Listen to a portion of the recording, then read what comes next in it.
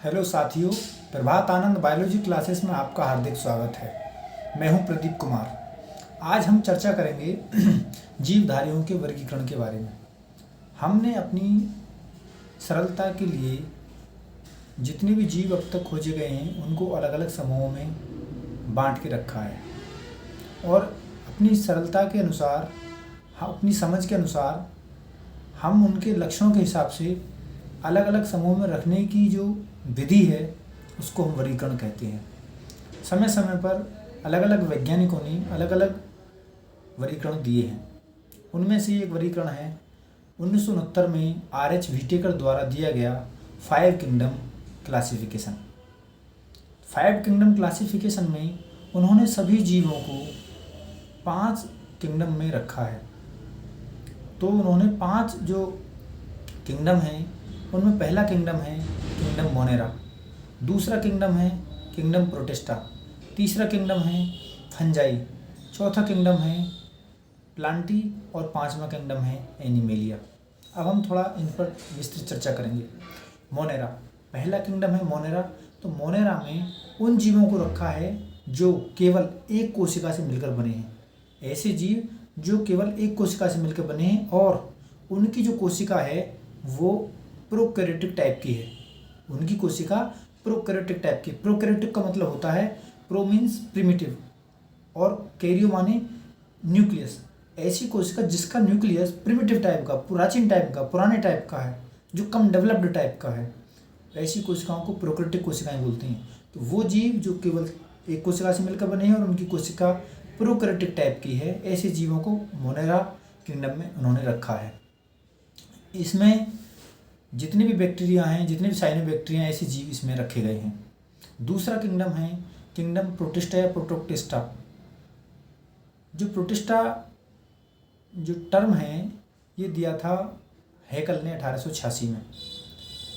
तो इसमें भी सिंगल सेल वाले जीवों को रखा गया है, लेकिन यूकैरियोटिक कोशिका होना चाहिए, यानी कि वो जीव जो एक कोशिका के मिलकर बने हैं और उनकी कोशिका यूकैरियोटिक टाइप की। यूकैरियोटिक टाइप का मतलब होता है कि ट्रू न्यूक्लियस, यू माने डेवलप्ड, रियल, ट्रू और कैरियो माने न्यूक्लियस। ऐसी कोशिकाएं जिनका जो न्यूक्लियस है वो ट्रू हो, ट्रू मतलब डेवलप्ड टाइप का हो। देखिए क्या होता है, प्रोकैरियोटिक कोशिका में क्या होता है कि बाहर सेल वॉल होगी, सेल मेम्ब्रेन होगी, फिर क्या होगा, साइटोप्लाज्म हो, उसमें नेक्ड उनका डीएनए पड़ा रहता है, एक क्रोमोसोम होता है या प्लाज्मिड पड़े रहते हैं। लेकिन जो यूकैरियोटिक टाइप की कोशिका होती है उसमें सेल वॉल हो सकती है बाहर, उसके बाद प्लाज्मा मेम्ब्रेन हो सकती है, उसके बाद उसमें न्यूक्लियस होगा और कोशिकांग होंगे। तो ये जो यूकैरियोटिक कोशिकाएं होती हैं इसमें सभी कोशिकांग प्रेजेंट होते हैं, जबकि प्रोकैरियोटिक में सभी कोशिकांग प्रेजेंट नहीं होते हैं।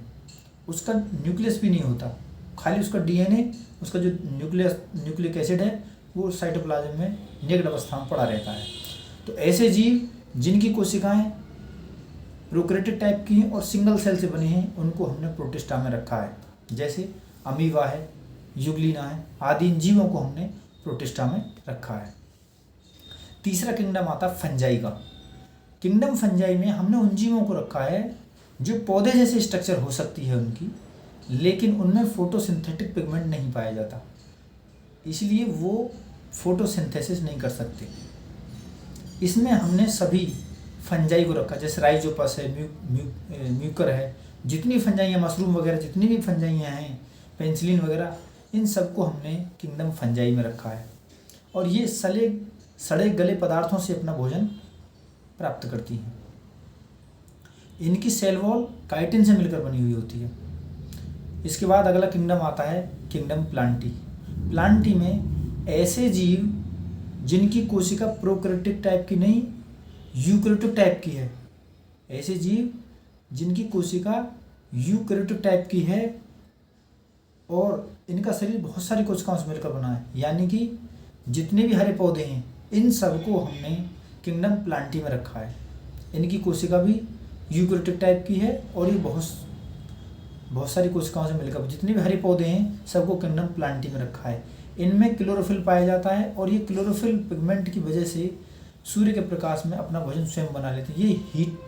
ये ऑटोट्रॉपिक होते हैं, जबकि जो पिछला किंगडम था फंजाई वाला, वो अपना भोजन स्वयं नहीं बना पाते थे, इसलिए वो ऑटोट्रॉप नहीं थे। जबकि ये पौधे जो हैं, ये प्लांटी किंगडम जितने सदस्य हैं, ये सब ऑटोट्रॉपिक हैं। ये अपना भोजन सूर्य के प्रकाश में खुद बना लेते हैं। और इनकी जो कोशिका की जो वॉल होती है, इनकी जो सेल वॉल होती है, वो सेलुलोज की मिलकर बनी हुई होती है। तो ये सभी जो हरे पौधे हैं, इन सबको हमने प्लांटी किंगडम में ये रखा है। उसके बाद अगला किंगडम आता है किंगडम एनिमेलिया। जितने भी जीव हैं, जितने मल्टी सेलुलर ऑर्गेनिज्म हैं, जितने भी मल्टी सेलुलर ऑर्गेनिज्म हैं, उनमें से प्लांट को छोड़कर, फंजाई को छोड़कर जितने भी जंतु बचे हैं, वो सारे के सारे किंगडम एनिमेलिया में, जितने भी जानवर हैं, जितने भी जंतु, सारे के सारे जो है वो इसमें रखे गए हैं किंगडम एनिमेलिया में, बशर्ते कि उसका शरीर बहुत सी कोशिकाओं से मिलकर बना हो, चाहे पोरीफेरा हो, चाहे जो है सीलेंट्रेटा हो, चाहे प्लेटीहेल्मिन्थेस, एस्केहेल्मिन्थेस, कॉर्डेटा हो, मछली हो, ह्यूमन हो, बंदर हो, भालू, ये सारे के सारे किंगडम एनिमेलिया में रखे गए हैं। तो ये था 5 किंगडम क्लासिफिकेशन RH व्हिटेकर द्वारा 1969 में दिया गया। ये बहुत ही उपयुक्त क्लासिफिकेशन है। इसमें 5 किंगडम में सभी जीवधारियों को बड़े कायदे से, बड़े सिस्टमेटिक ढंग से रखा गया है। आशा करता हूँ कि ये वीडियो आपको जरूर पसंद आएगी, और अभी तक आपने हमारा चैनल सब्सक्राइब नहीं किया है तो ज़रूर सब्सक्राइब करें। जो भी आपके सुझाव हों, जो भी आपकी शिकायत हों, उनको कमेंट बॉक्स में ज़रूर लिखें। और हाँ, जो भी बच्चे नीडी हैं, जिन बच्चों को बायोलॉजी क्लासेस की आवश्यकता, बिल्कुल बेसिक से हम पढ़ाएंगे, जो बच्चे मेडिकल एंट्रेंस वगैरह की तैयारी करना चाहते हैं, उन तक ये चैनल की ज़रूर शेयर करें, ज़रूर पहुँचाएँ। धन्यवाद।